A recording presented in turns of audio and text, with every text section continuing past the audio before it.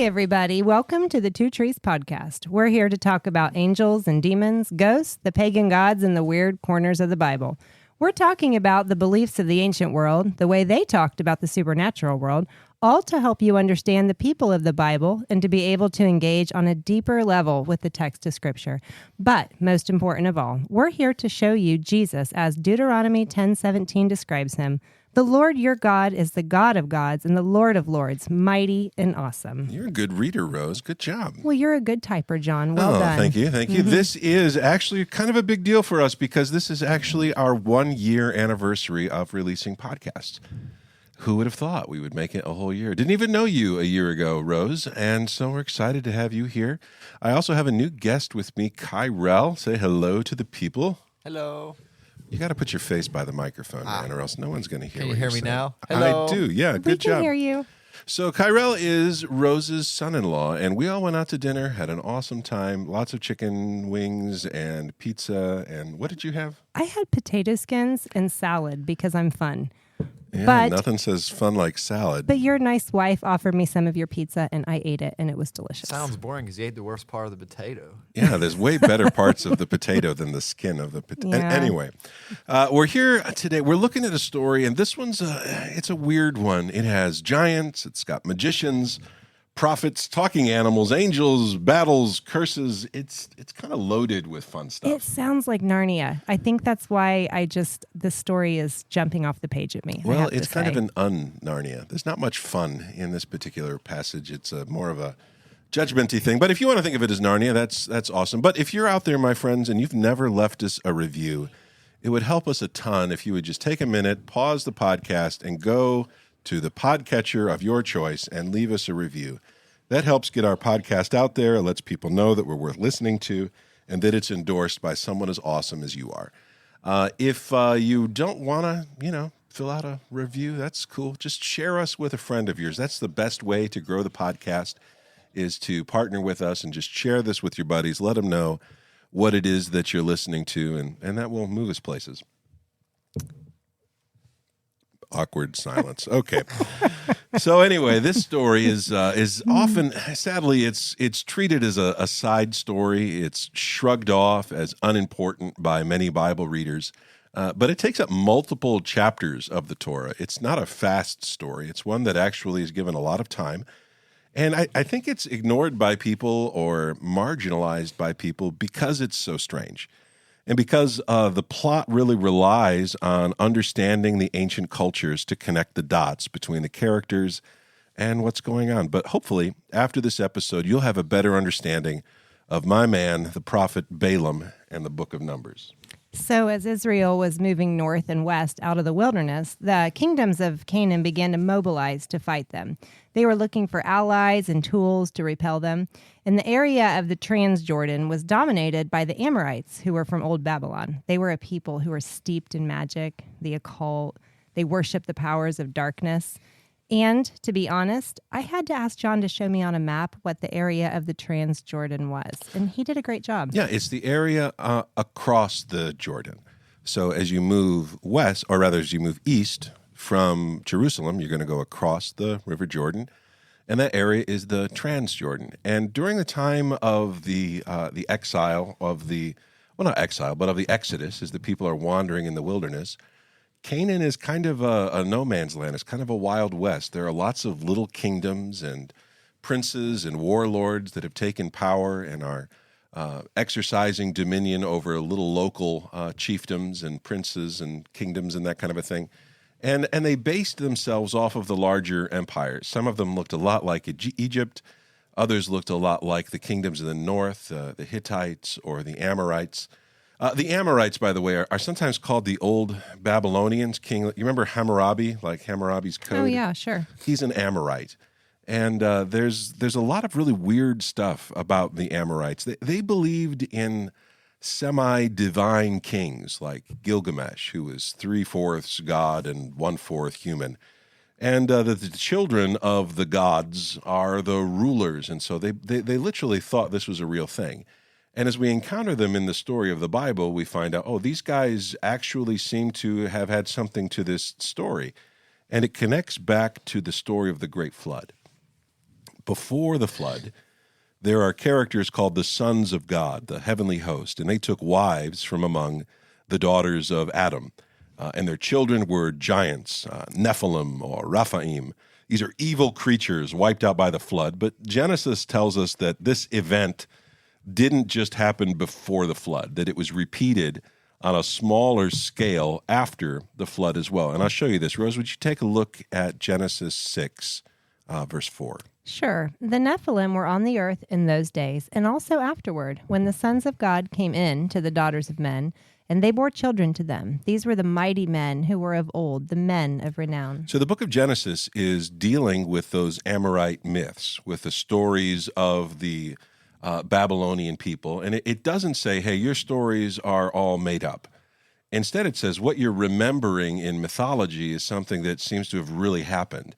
That there was a time when the angels, when God's heavenly host rebelled against God. The book of Jude says they left their place of authority and they came down to the earth and they bore children. So not to put you on the spot, but you say the Amorites, that like Hammurabi would have been one of the Amorites. Mm-hmm. And they believed in semi-divine kings, which is maybe an echo from the past of the whole Nephilim. What would have been the time difference or the timestamp between the Nephilim in Genesis 6:4 and somebody like Hammurabi? Oh, that we don't know because it depends on how much time takes place. And if you're trying to use biblical genealogies to trace time, you're going to end up in Weirdville. It doesn't pan out very well. Really? I thought that's what we were basically, we are in Weirdville. Having a podcast just about tracing genealogies isn't always something I can sell. There are other people who do that really well, but I'm not really sure of the time frame. But it hadn't been forgotten by people, and pretty much all cultures across the world have stories of demigods, of humans who are part divine and part human, culture heroes. And the book of Genesis gives a nod to that. It says these were the mighty men who were of old, men of renown. But it says that there were Nephilim, and that's what it calls them, before the flood, during the days of Noah, and also afterward, when the daughters of men and the sons of God bore children.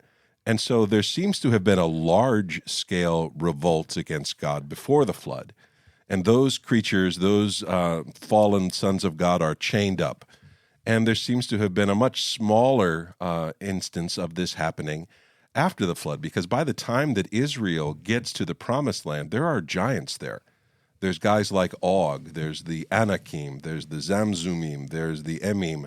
There's this whole culture of giant-like peoples who are tracing their ancestry back to the occult, to the worship of the dark.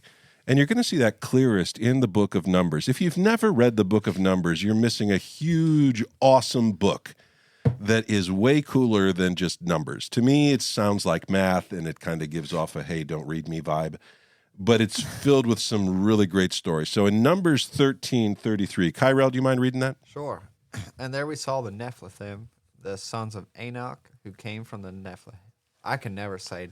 That's all right. He's from Missouri, right? So he's Nephilim is the word. I read it how it sounds. There we go. Nephilim. I like it. And we seem to ourselves like grasshoppers, and so we seemed to them. Yeah, saying that, hey, we went and spied out the land, and you're never going to guess who's in there. There are giants in there. The sons of Anak, the Nephilim, are there. There are giants living in Canaan. One of these giants is a guy called Og of Bashan, and Bashan is a real bad place. I'm sorry. Giant King Og of Bashan just sounds like a fairy tale, yeah, right? It sounds like a bad idea. Yeah, if I had a giant and I could name him, I would name him Og. I think that seems like a very good giant name. But we're not going to get into Og a whole lot here, other than just to say that he is a giant, and he challenges the children of Israel. There's another king called Sihon, and these guys are Amorites. They are setting themselves up in the style of old Babylon, and they're presenting themselves as Nephilim-type leaders. And the Bible seems to indicate that's exactly what they were, that he was a giant, that these were people whose religion was to worship the darkness. These are huge, powerful peoples. And honestly, they should have won. They had the power of the darkness on their side, But none of their power, none of their might, none of their strategies were able to stop God and the Israelites from moving into the territory. Og is defeated. Sihon is defeated. And that sends the rest of Canaan into a panic. If those guys weren't capable of stopping the Israelites, we are in real trouble. And so almost at just one fell swoop, Israel finds itself the masters of nearly the whole west side, or rather the eastern side of the Jordan. But not all of the enemies have been defeated. There are other groups of people, other clans, other tribes like the Midianites and the Moabites, and these guys are still around and they still have power. And these would have been, the Midianites and the Moabites would have been further south, below, kind of like below the Dead Sea, or well, to the east side of the Dead Sea and south. Whereas Og and Bashan would have been up in the north. So this is a really wide swath that they're trying to take down. Eastern side here. Israel is just kind of moving from place to place. And really this battle is geared towards the giant peoples, towards the people whose alliances are aligned with these powers, with the darkness. So when Israel came in, they must have had like an Israel Pony Express. They sent out like an emergency message north. Yeah, it said, hey, watch out, boys, we're coming. No, I think everyone was talking about this. When Egypt was messed up like it was in the plagues, everyone took notice of that because for large periods of time, Egypt Express. The Egyptian Express, yeah, the Camel Express, maybe. For a big part of time, Canaan was ruled by the Egyptians. A lot of these kings were set up by the Egyptians. And so when Egypt's army is defeated, everyone took notice of this. There's this massive, unstoppable people whose God is physically there, and miracles are happening, and word has spread that they're coming. And they've been coming for a very long time. They've been out in the wilderness, they've been wandering, but all of a sudden, this people seem to have purpose, and they begin to move west. And as they move west, people begin to lose their minds. They try to act peaceful. They talk to their distant relatives, the Midianites and the Moabites, and these are really broad names that encompass lots of people. There wasn't like a country called the Moabites or a country called the Midianites. These were ethnic groups, and some of these guys were far away and some were real close at hand. And so this is talking about specific peoples and powers. But if Og and Sihon couldn't repel Israel, what hope did Midian and Moab have? They were going to need help. And so they began to look around for someone, a champion, to come and to help them. And their conversations seem to have sought out a very famous person of the ancient world named Balaam. Now, to us, Balaam is kind of a comical character, famous for having a conversation with a donkey. But Balaam in the ancient world was a pagan sorcerer. He's famous for curses. He's kind of a Merlin-type character, and he's from the Amorites' home back up in Mesopotamia. Do you want to try to explain for a minute what you mean by a Merlin character? Yeah, he's a person who is dabbling with the spiritual powers. He isn't just a priest. He's someone who's talking to spirits. He's kind of like a priest or somebody who is into the occult. And sometimes it seems that he has dealings with good powers, and sometimes he has conversations with evil powers. There's a tremendous variety of the stories about Balaam. But he was famous enough that the Moabites and the Midianites have heard of this guy. Well, he's all the way over in Mesopotamia. Yeah, way up where the Amorites came from. This is the culture that they looked to as their home. So this is a wizard, a prophet, someone with power to contact the supernatural powers directly. If the sons of the gods couldn't stop the Israelites, we need someone who can talk directly to the gods. And so let's take a look at Deuteronomy 23 and verse 4. Because they did not meet you with bread and water on the way when you came out of Egypt, and because they hired against you Balaam the son of Beor from Pethor of Mesopotamia to curse you. So this is describing why Israel is going to go to war with the Midianites and the Moabites. And it says, listen, these guys should have received you as brothers. These are descendants of Abraham. These aren't giant clans. These are people who should have welcomed you. And instead of welcoming you as brothers, they sided with the giants. They side with the Nephilim. And they hire a wizard to come in to try to curse you. And so, yeah, God says, these are not friends of yours. These are enemies. And they've reached all the way up into Mesopotamia to look for someone to come and to help them. Do you think that the Moabites and the Midianites were recognizing this as more of a spiritual warfare? Is that what's going on here? Because the Israelites took down Og, and physically that probably shouldn't have been a reality. I don't think that ancient peoples really made a big distinction between physical and supernatural the way that we do. They had priests on the battlefields. They didn't go fight if the omens were bad. It was very much more of a blended world. And so when they go looking for Balaam to come down, they're hiring a weapon. That's just kind of standard procedure. Like, we need bigger guns. Bigger guns, yeah. Right, We need somebody who can come in. This is a serious attack against us. We need to get someone who has a track record of success. We need to get somebody who's famous even among all of the Amorites, not just a local priest or wizard, but someone who really knows and I'm not using wizard like Gandalf or that kind of a thing, but somebody whose trade is talking to the supernatural powers and getting them to do what you want them to do. So the phrase there for Mesopotamia is Aram Naharem, and it's the region between the upper Euphrates and the Habur rivers. You'll find this a bunch of times. Genesis 24, Deuteronomy 23, Judges 3, 1 Chronicles 19, Psalm 60, a bunch of places. And it's talking about the place that we know as Mesopotamia, the land between the rivers. And when you're listening to this story, Balaam kind of sounds like a made-up guy. Obviously, maybe this was something that the Bible just needed a weird character, someone that they could throw out there as a really bad person, but you wouldn't expect to actually be a real person.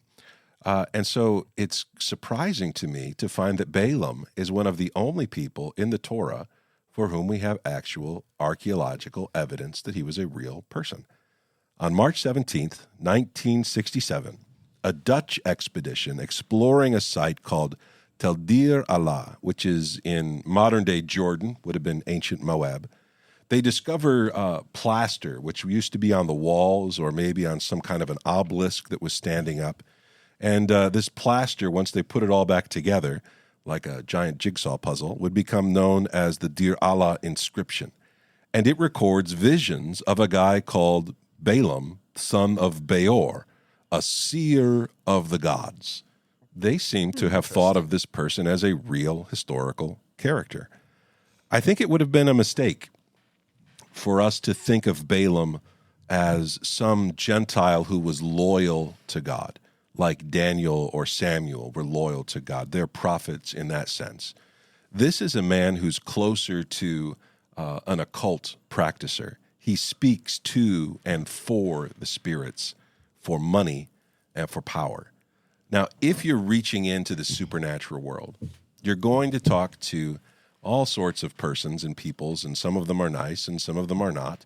But in his dealings with the occult, he seems to have discovered that the God of Israel was a very real God, that there were beings out there who were loyal to the Lord, and there were ones who weren't. And so Balaam knows who the God of Israel is, and he's going to try to contact God. And so the Bible uses the word prophet here to describe him, but all the actions of Balaam point to someone who is not a friend of God, not someone who is loyal to him. Getting kind of Witch of Endor vibes here. That's exactly what he is. It just uses that word prophet, and to us that just means a good guy.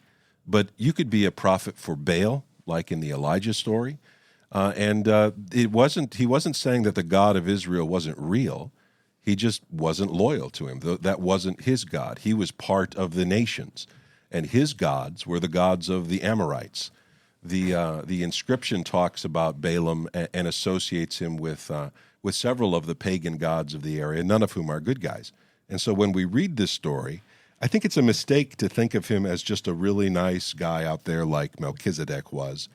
This is an enemy. This is someone who has the ability to speak to the spirits, but not somebody who is trustworthy really at all. Well, I don't really mistake him for a good guy because he's basically a hired gun, and so I'm not sure that that's going to be something that's going to come up. I also have I have a question, but I don't really want a rabbit trail.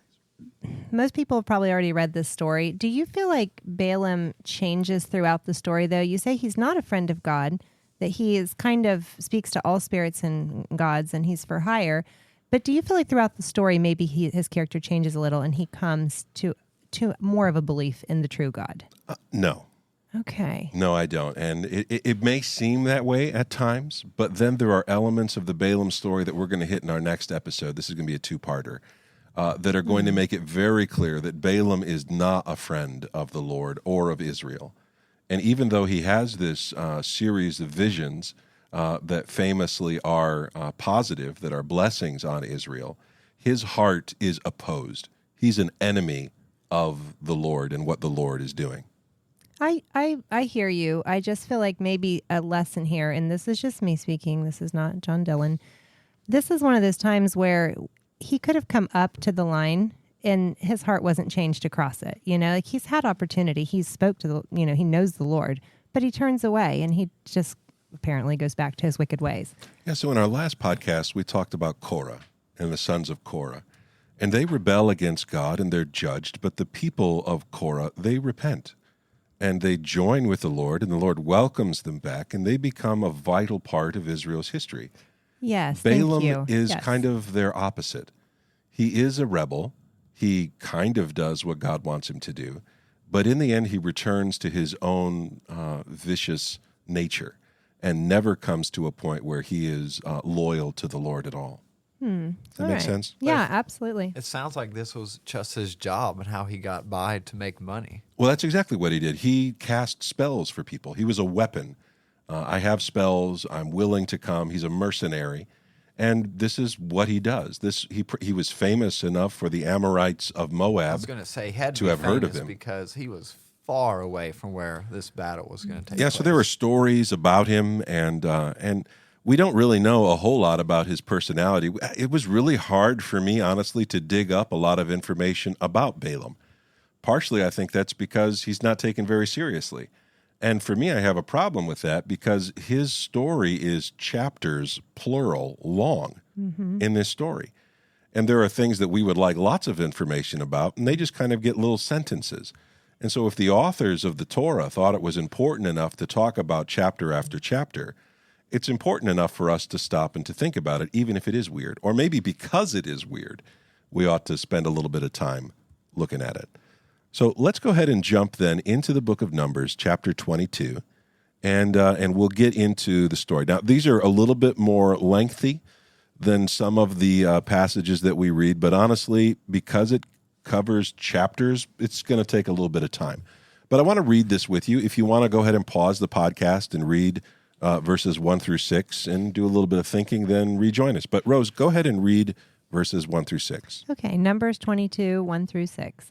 Then the people of Israel set out and camped in the plains of Moab beyond the Jordan at Jericho. And Balak, the son of Zippor, saw all that Israel had done to the Amorites. And Moab was in great dread of the people, because they were many. Moab was overcome with fear of the people of Israel. And Moab said to the elders of Midian, "This horde will now lick up all that is around us, as the ox licks up the grass of the field." So Balak, the son of Zippor, who was king of Moab at that time, sent messengers to Balaam, the son of Beor, at Pethor, which is near the river in the land of the people of Ammah, to call him, saying, "Behold, a people has come out of Egypt. They cover the face of the earth, and they are dwelling opposite me. Come now, curse these people for me, since they are too mighty for me. Perhaps I should be able to defeat them and drive them from the land, for I know that he whom you bless is blessed, and he whom you curse is cursed." So the Moabites are worried. They're very afraid. The Israelites have demonstrated they are not the same people that wandered up here 40 years ago. This is a military force. This is a people who have got it together. They are organized, and they are looking for a home. And Og and Sihon, the great Amorite kings of the Transjordan, are obliterated, and they're coming. And Moab is afraid. Now, these guys, the Midianites, maybe you remember the Midianites from the Joseph story. Remember they sold their brother to the Midianites, Oh, so yeah, they're sure. slavers. But also Zipporah, Moses' wife, is a Midianite. This is a really broad group of people who are dwelling in the deserts. The Moabites are up in the mountains of modern-day Jordan, and they're sending off to Balaam, and they say, listen, you're a guy who really knows what he's about. If you curse people, they're cursed. If you bless people, they're blessed. And we are willing to pay you a ridiculous amount of money if you will come down here and curse our enemies for us. And so Balaam seems to know who the God of Israel is, but he doesn't seem to be exclusively loyal to him. The Moabites are well aware of who the Israelites are. They know. They came out of Egypt. We've been watching these guys for a long time. Hey, real quick question. Yeah, go ahead. At this point of time, was this past Jericho, right? No, this is before Okay, Jericho. so this is before Jericho. They haven't crossed the river yet. But for them, what they have heard of the Israelites is just a lot of strange happenings. So they really need this guy. Yeah, they recognize, I can't beat these people. I'm going to need supernatural help. And so they call in the big gun, Balaam the prophet. Does that make sense? Yeah. Oh, yeah, that definitely makes sense. And it sounds like he was a very big gun because he was only one guy. So let's jump down into verse 7.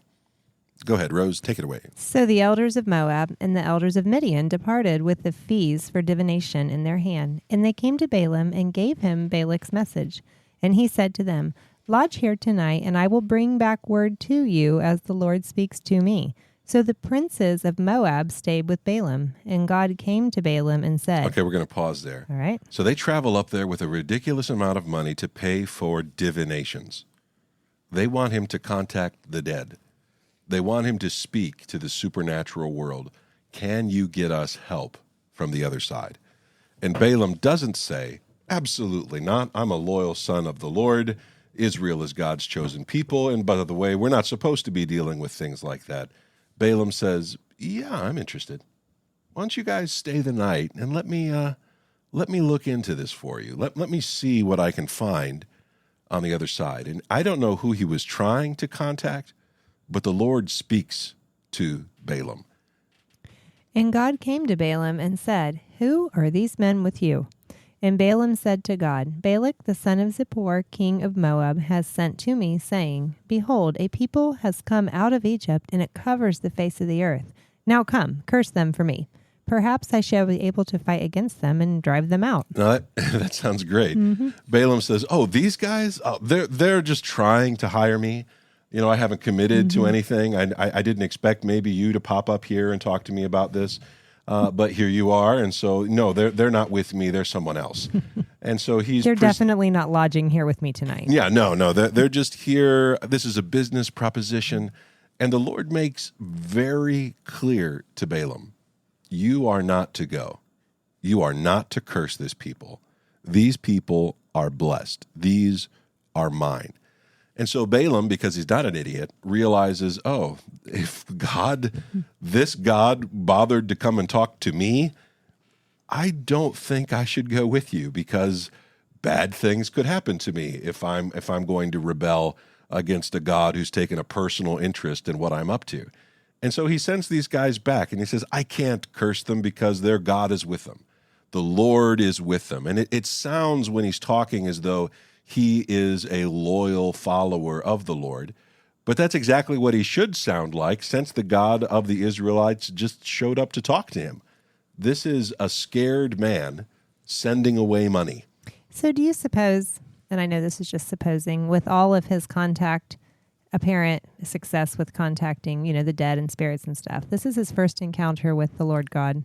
Yes, I had the same question. Yeah, we don't know.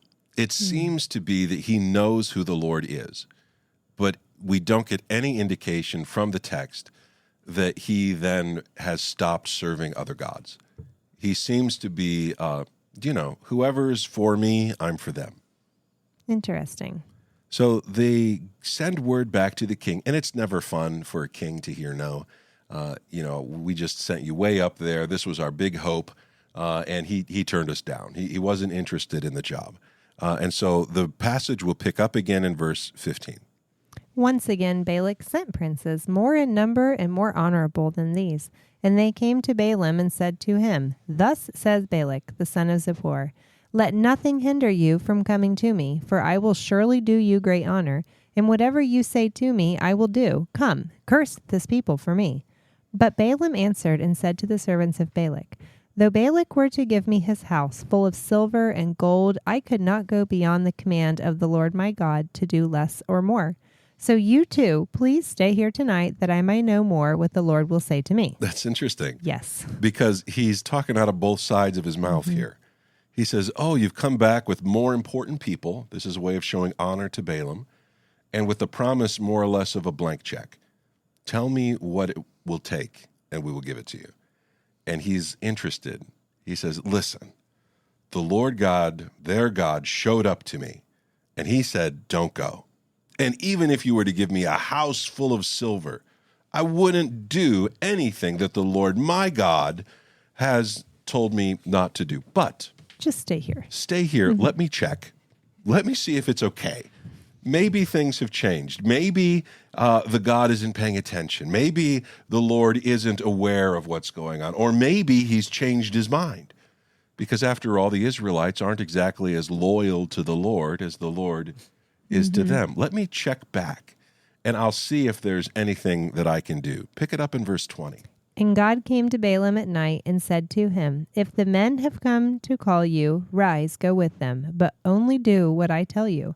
So Balaam rose in the morning and saddled his donkey and went with the princes of Moab. Now, that may sound like permission granted. What it actually sounds like to me, and when you read this whole text, is God says to Balaam, do what you want. If you want to go with them, rise and go. It's not God saying, this is my will. This is him saying, listen, I've already told you what the Israelites are, who they are.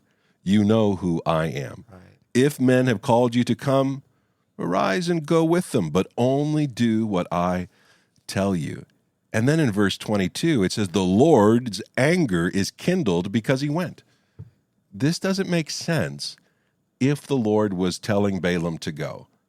It makes sense, though, if you follow the context. This is a man who's looking for a reason to do what he wants to do anyway. He's trying to get permission, or at least some flexibility here. Let's jump into verse 22. But God's anger was kindled because he went, and the angel of the Lord took his stand in the way as his adversary. That is terrifying to me. The angel of the Lord, not an angel of the Lord. I think this is the pre-incarnate Christ. When you meet the angel of the Lord, he does weird things, like accept worship, call himself Yahweh at times. There's some very strange things. This is the Lord in angelic form, and he stands to stop Balaam. Now he was riding on the donkey, and his two servants were with him. Now, hang on a second. Riding on a donkey. This is the part we're familiar with, right? So can you think of any other characters in the Bible that were famous for riding donkeys? Jesus? Jesus comes to mind. He's traveling in style. When I think of Mary going to Bethlehem, I always picture it on donkey back. Partially that's because our church does a live nativity, and we have a donkey that Mary rides around on. And so since therefore, it's in our nativity, it must be biblical. B, right. Yeah. But also, this is how people of high class were moving around. He's not riding a horse. It's not an act of war. He's got two servants with him. This isn't just a nobody. This is a real somebody. He's traveling in class and in style, and he's riding his donkey, and then things get weird. And the donkey saw the angel of the Lord standing in the road with a drawn sword in his hand. And the donkey turned aside out of the road and went into the field. I bet he did. And Balaam struck the donkey to turn her into the road. Then the angel of the Lord stood in a narrow path between the vineyards with a wall on either side. And when the donkey saw the angel of the Lord, she pushed against the wall and pressed Balaam's foot against the wall. So he struck her again. Then the angel of the Lord went ahead and stood in a narrow place where there was no way to turn either to the right or to the left. When the donkey saw the angel of the Lord, she lay down under Balaam. And Balaam's anger was kindled, and he struck the donkey with his staff. Okay, so let's stop. I hope you noticed that this episode happens in 3 parts. The number 3 is going to be very important to the story of Balaam. And the wise person here, the person who really can see into the supernatural world, is not Balaam, it's a donkey. This is supposed to make you laugh. You're supposed to think to yourself, but I thought Balaam was the big guy. I thought Balaam was the super wizard. He was the one, whoever you bless is blessed, and whoever you curse is cursed. But he has no idea that the most powerful being in the angelic world, other than the Lord incarnate, is right there in front of him. Balaam is blind to what's really happening in front of him. The wise person is the donkey, and the idiot is the wizard. Such a strange happening. Yeah, it makes me wonder if animals are more sensitive to spiritual things. So in Akkadian literature, in Babylonian literature, there are many places where you'll find talking animals. This is part of their worldview. This is something that they would have understood. But you never find animals talking just in regular life. It's not Narnia like that, where Mr. Tumnus is there and the beavers are leading the children off to find Aslan. This is instead something different. This is saying when you encounter talking animals, you're in the presence of supernatural powers. This seems to be God using the language that Balaam's culture was very familiar with to try to get the attention of this man. And he ought to realize he's being made a fool of here. The donkey sees the Lord standing in the road with a drawn sword in his hand. This ought to remind us later on of the book of Joshua, where the angel of the Lord appears there. It also makes me think of the Garden of Eden story, where a cherub is placed at the gate of Eden, and there's a whirling sword that protects the way. Suddenly, Balaam has placed himself as an enemy of the Lord. And the donkey is the wise person. The wizard is the idiot. And the donkey is doing its level best to not get killed because this guy has no idea what he's doing. He's decided what's right and what's wrong. And the path that he's pursuing leads to death. So there's the same phrase is used in verse 22 and verse 27. Anger was kindled. God's anger was kindled, and then Balaam's anger was kindled. Is that just a common expression, or is there a connection there? You're supposed to ask yourself, which of these guys has the right to be angry? Anger happens. It's part of life. We can be angry and sin not. Don't let the sun go down on your wrath. It isn't saying, well, Jesus didn't flip the tables in the temple because he was in a good mood. There is a place here for anger. The question is he wise? And the answer is no. Donkeys are famous for being dumb, being stubborn. And the donkey is the hero here, and the wizard is being made fun of, even in the text itself. And so, yeah, there's very much an idea here that the fire of anger is kindled in the hearts of these men.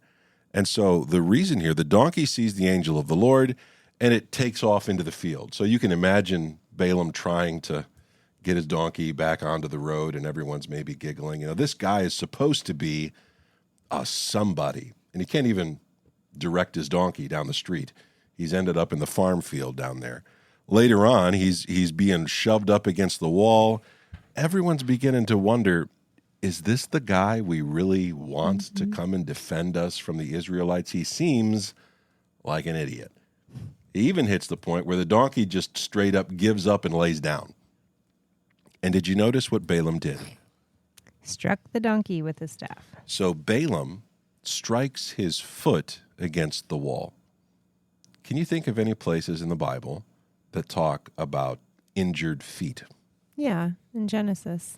In Genesis, it describes that when the Messiah comes, he will bruise the serpent's head, and Satan, or the serpent, will bruise the Messiah's heel. There's an injury here that takes place to his foot that takes place. This is something, and Balaam is going to have a lot of Messiah-like things to say shortly, but there's a very real instance here. This guy is no deliverer. This is not someone who is injured in a tragic battle for righteousness. This is a guy who can't drive his donkey straight down the road. This is no Dr. Ransom. No, this guy he's not got it together. And so, yeah, his foot is shoved up against the wall, and he begins to beat the animal. And then it jumps down to verse 27. It says, when the donkey saw the angel of the Lord, she lay down under Balaam, and Balaam's anger was kindled, and he struck the donkey with his staff. Staffs connect to trees. They just do. Moses' staff is a super important thing. You can go back and check out our episodes that talk about Moses and Abraham and all these guys. And staffs are symbols of power. They're symbols of office. And what does Balaam use his for? To strike the donkey. He can't even make the donkey get up and go the direction it's supposed to go. What hope does he have of splitting the Red Sea or of delivering the people against the Amalekite? There's zero. This is not the guy. And everyone's beginning to question this. And so this is the Bible subtly showing you that Balaam is not what he appears to be. He's honored by the pagan world, but he is not a match for Jesus or for the Lord and what the Lord is doing. And so just to make matters worse and to make it super obvious, verse 28. Then the Lord opened the mouth of the donkey, and she said to Balaam, what have I done to you that you have struck me these 3 times? And Balaam said to the donkey, because you have made a fool of me. I wish I had a sword in my hand, for then I would kill you. Did you notice that Balaam doesn't seem to stop and be like, why is this donkey talking to me? Yes, because if I was riding on a donkey and it happened to me, the first thing I'm going to do is just step back and say, wait, donkeys don't talk. Like, can you say that again, please? This is weird, and it doesn't say that anyone else hears this. Balaam hears this. And so you can imagine, here you are, you're looking at this guy. He's coming to deliver your people. He can't drive the donkey straight, and all of a sudden he's beating the donkey, and he's yelling at it, and he's having a conversation with a donkey. And the donkey begins to say, hey, look at my nature. Look at what I have done. Am I a friend to you or not? Is it my habit to treat you this way? And Balaam says no. So then the question then becomes, okay, that's true of the donkey, but what about Balaam? Is Balaam loyal to the Lord? Is it his habit to obey what the Lord is doing? This is a moment where you're supposed to say, man, even the donkey is a better servant than Balaam is. What do you think, Kyrell? Is this making sense? Oh yeah, it definitely makes sense. But I can understand why he would get mad at the donkey, especially if he didn't see anything. I would get mad. Yeah, so it reminds me also of another time with the Apostle Paul. He's traveling on the Damascus Road, and he sees the risen Christ in the road, and what does he say to him? It's hard for you to kick against the pricks. Again, it's that foot injury going on, and no one else hears the conversation that's taking place. This motif happens a couple times in Scripture, but the point of this, Cairo, is not for you to go home and look at the donkey and be like, are you really smarter than I think you are? Are you secretly not talking to me? Every time the donkey's stubborn and doesn't want to go anywhere, there might just be an angel standing there. Yeah, that's to miss the point of the whole story. Right. The whole point of the story is to point out that Balaam is not what he pretends to be. He doesn't have it all together. He can't tell wisdom from foolishness. He can't see down the road. He's standing at the base of the tree of the knowledge of good and evil, and he's choosing to define right and wrong for himself. He says, you've made me look like a fool, because that's what he is. Right. And that's what he gets angry about. Now, does hitting the donkey 3 times with his staff have anything to do? Yeah, you're just going to keep noticing 3 keeps popping up over and over again in this story. And keep that on the back burner. So let's jump down into verse 31. Then the Lord opened the eyes of Balaam, and he saw the angel of the Lord standing in the way with his drawn sword in his hand. And he bowed down and fell on his face. And the angel of the Lord said to him, why have you struck your donkey these 3 times?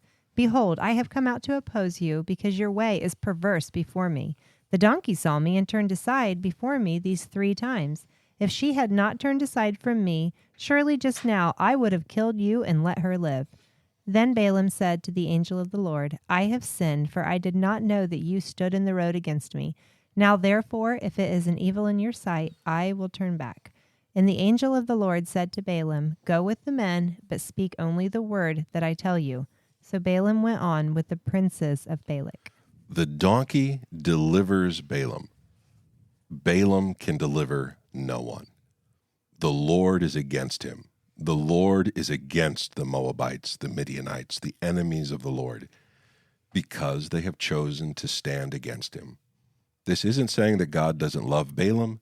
This isn't God saying that God doesn't love the Midianites or the Moabites. As a matter of fact, later on, Ruth, who is a Moabite, is going to become really important to the story. This isn't God casting away ethnic groups. This is God saying, you are against me. You're fighting me. Don't be shocked when I fight against you. And what hope do you have of deliverance from my hand? Even Balaam, who seems to be the gold standard of supernatural, powerful men in the world, is incapable of recognizing the danger that's at hand. And so he falls down on his face and he says, oh, if I had any idea that you weren't in favor of this, I would not have gone. What? Except for, didn't the Lord show up and tell him, hey, don't go. I don't want you to do this. Don't go curse them. And he keeps coming back and saying, yeah, but what about now? Yeah, but what about now? Yeah, but what about now? And it's this ongoing, perpetual nagging, this trying to get his own will instead of the will of God. Well, he's got some pretty hefty motives. He's got a lot of silver and gold being dangled in front of him. He has access to the spiritual world, and he has a lot of, what's it called? Not street cred, but people know about him, a lot of fame or something. People know him, yeah. Numbers 23, verses 8 through 9, actually kind of kicks off this story. So he goes down with them, but by this point, it's been made real clear to Balaam. He is up to his neck in supernatural powers. Something is going on here, and he does not have the power that he may wish that he had. And so he gets there, and he's on a tight leash. He knows that there is a sword to his neck, more or less. And so when he arrives, he tells the king, listen, I came, but I can't do what you want me to do. I'll try, but I'm not going to be able to be what you think I'm going to be. And so he gives oracles or supernatural sayings. He's filled with a message that he speaks. And the Lord seems to force Balaam not to curse, but to bless Israel. And each of these three blessings is really interesting. Let's take a look at the first one in Numbers 23, verses 8 through 9. Kyrell, will you pick that one up? Sure. How can I curse whom God has not cursed? How can I denounce whom the Lord has not denounced? For from the top of the crags I see him, and from the hills I behold him. Behold, a people dwelling alone, and not counting itself among the nations. This is an interesting line. What does it mean that Israel is not counted among the nations? I mean, I feel like it's a reference back to the dividing of the nations. That's exactly what it is. If we take this thought pattern, this phrase is going to come up by another prophet, not Balaam, but Moses. In Deuteronomy 32, verses 8 through 9, Kyrell, take that one away. When the Most High gave to the nations their inheritance, when he divided mankind, he fixed the borders of the peoples according to the number of the sons of God. But the Lord's portion is his people, Jacob his allotted heritage. So the other nations are enslaved to the Watchers, to the supernatural powers, the prince of Persia, the prince of Greece. But there is one people whom the Lord has kept out of all of that. They are a holy people to him. They do not belong among the Goyim, among the nations. They are sacred, set apart for him. And so here we get a little bit of Deuteronomy 32, straight from the mouth, not of Moses, but Balaam. That's really beautiful because we've referenced Deuteronomy 32 on this podcast many, many times. And this is kind of a neat little gem to find further along. Yeah, it's part of the worldview of these ancient people. It's not just a random line saying, they just don't like anybody else or they don't think of themselves like anyone else. As a matter of fact, Israel can't seem to help themselves from doing that. Like every other page in the Exodus story, they keep saying, why don't we go back to Egypt? Things were so much better in Egypt. Moses, you brought us out here to kill us. Things are better for everyone else. Later on, when you get into Samuel, all the leaders of Israel say, why don't we have a king like the other nations? This isn't saying that the Israelites don't like the other nations. This is a divine endorsement of who they are. They are a special people, not under the authority of the supernatural powers that Balaam is used to dealing with. This is something different entirely. And so you would think that that would be the end of it. He gets up there, the king is upset. You blessed him, you didn't curse him. But Balak, the king of the Moabites, has a plan. What if we can maneuver in such a way that God is overpowered and you can curse the people? What if we can put you in a place where the power of God isn't strong enough to compel you to do what God is ordering you to do? And so they begin to move from high place to high place. And I can see how he thought that, because in those times, their gods were territorial. That's right. They weren't everywhere. They were only in this one place or another place. That's right. So take a look at Numbers 23, verse 13. And Balak said to him, please come with me to another place from which you may see them. You shall only see a fraction of them and shall not see them all. Then curse them for me from there. That's what they're doing. They're moving around. Maybe from this angle, you'll be able to cast the curse. This reminds me of a verse, and I think it's in Isaiah, and you'll probably know what it is, where it says, have you not known? Have you not heard? Has it not been told to you from the beginning? And then it says, he sits enthroned above the circle of the earth, and its people are like grasshoppers. Yeah. It just feels the same. Like, don't they know there isn't anywhere you can go where his power is going to be diminished? Like, this is just, and speaking of, he looks down and sees them as grasshoppers, and that's how they compared themselves to the giants. Yeah, There's just a lot going on here. People seem to really miss this. Jonah, for instance, misses this. Right? God wants me to do this. I'll take off to Tarshish. Right. He won't ever find me there. Yeah. I'll get away. God won't have the power over there if I can just get out of his territory. The Lord is the Lord of the four corners of the earth, of the ends of the earth, north, south, east, and west. He dominates. He takes the wilderness, he takes these places, and he redeems them. He brings water to places where there is no water and food to places where there is no food. And so they get up to this second high place. And in verse 23 and 24 of Numbers 23, the conversation continues. For there is no enchantment against Jacob, no divination against Israel. Now it shall be said of Jacob and Israel, what has God wrought?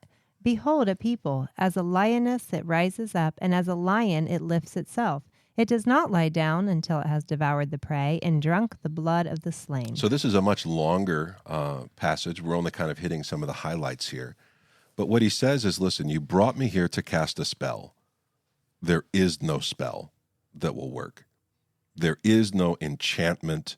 There is no divination. There is no God, no spirit that is capable of matching what Israel is doing here. And he describes Israel in terms that Jacob would have liked. This is kind of when Jacob gives a blessing to his sons. He describes Judah like a lion. He says, listen, Israel is like a creature of the wilderness, not in a bad way, but in a good way. This is an animal that is powerful.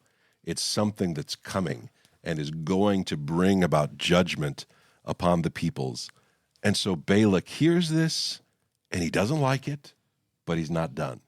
If I was Balak, I don't think I would like it either. I just paid a lot of money and waited many days for him to travel down there. Right. And then he gets here, blesses the people. We move to another place, and he says, we're at another place, but there still is nothing that I can do for you here. So he's going to take them to, a really powerful place in Ammonite mythology, to a place called Peor. And we've talked about Peor before. Baal of Peor is an aspect of the god Baal. It's the underworld aspect of the god Baal. They would dig holes and graves in the ground to pour blood to feed the god in the underworld. This is a place of darkness, a place of witchcraft, a place of wizardry. It is a super bad place, and it's connected to the god Baal in his underworld form. But take a look at verse 27 of chapter 23. I will take you to another place. Perhaps it will please God that you may curse them for me from there. So Balak took Balaam to the top of Peor, which overlooks the desert. This isn't an accident. This is a special place, and it's going to come up a lot in our second episode about this. And so they get there. This is home turf for Baal worship in the area. This is kind of like their Mount Olympus for these guys there. And this one has major Messiah elements to it. But let's jump into verses 5 through 7. Kyrell, will you read that for me? How lovely are your tents, O Jacob, your encampments, O Israel, like palm groves that stretch afar, like gardens beside a river, like aloes that the Lord has planted, like cedar trees beside the waters. Water shall flow from his buckets. And seed shall be in many waters. Suddenly, Israel is the Garden of Eden. They are a forest in the desert. They are a well where there is no water. They are like aloe plants that the Lord has planted by the streams. This is gorgeous. This is filled with Eden imagery. This is filled with the idea that Israel is more than meets the eye. This is talking about physical Israel, like the people. The people of Israel. Yes, that's beautiful. And what's going to be happening through them. Now, does Israel have any idea that any of this is happening?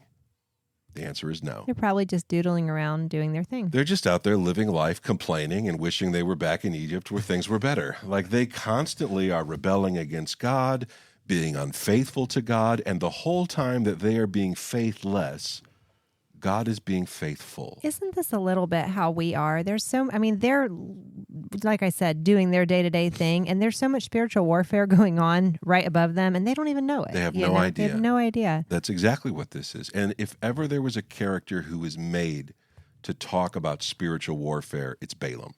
That's who and what he is. He is a creature of the spiritual world, an in-between kind of person. And he is forced to obey. Israel should be a blessing. That's what God called Abraham to do, to go and to be a blessing among the Gentiles. Whoever blesses you, I will bless. And whoever curses you, I will curse. It's the same wording, the same imagery that's used in the Abrahamic covenant. Mm-hmm. This is on purpose. And so this leaves us with a very grouchy king of Moab, a very pompous Balaam. You can't help but imagine he's very proud of himself here. He's having incredible success talking to the supernatural world. It just isn't doing what he wants it to do. And here he makes no effort. He's trying really hard to identify himself with the God of Israel, but he's not going to be loyal to him. And we're going to get into that. And so this launches us into a final oracle, a fourth one, that isn't about blessing Israel. He says, do you want to know what's going to happen in the future? Kyrell, will you read the next passage here? Numbers 24, verses 14 through 16. All right. Come, I will let you know what this people will do to your people in the latter days, Balaam's final oracle. And he took up his discourse and said, the oracle of Balaam, the son of Beor, the oracle of the man whose eye is open, the oracle of him who hears the words of God and knows the knowledge of the Most High. Now, hang on a second. Doesn't that sound like a man who's a bit full of himself? Well, he sees the vision of the Almighty. I am the man whose eyes are opened, except I couldn't spot the angel of the Lord with a flaming sword of judgment in the road. But my donkey could. I am the man who hears the words of God, except I have no intention of obeying them. I'm going to do what I want and hope this goes well. I am the one who hears the words. I know the knowledge of the Most High. That word knowledge is the word da'at. It's the same word that's used to describe a certain tree in the Garden of Eden, the tree of the knowledge of good and evil.